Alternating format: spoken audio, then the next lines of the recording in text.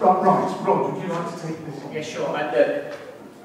So everyone is very clear. I think the people sitting around this table, just like yourselves as residents, are very passionate about the trees in the city, and what we've heard this evening is some passionate statements in terms of trees. Let me take you back 150 years odd.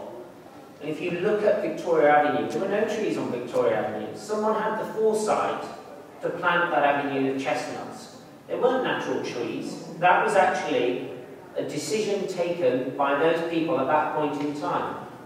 Now, that's an inheritance that we have. There are points in the city, in our open spaces, where trees have grown naturally. But a lot of the trees that we have today are trees where somebody made a very conscious decision to plant. So our task, it's not an easy task, because at the same time as you want to have the amenity of those trees, we as custodians of the city, that's not just the city council and elected members and officers, but you as residents, have an obligation to future generations to make sure that we give to them these spaces in the way that we found them. And hopefully, we give to them these spaces in a better state than we found them.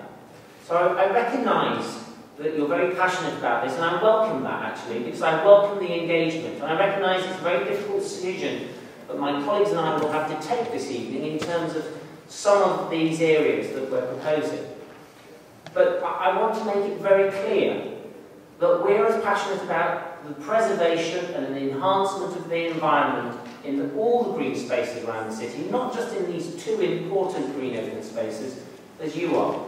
And so are the officers. It may not appear that, and we do make mistakes.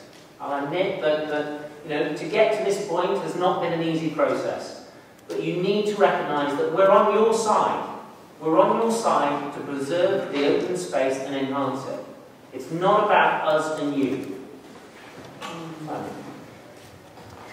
certainly echo those statements.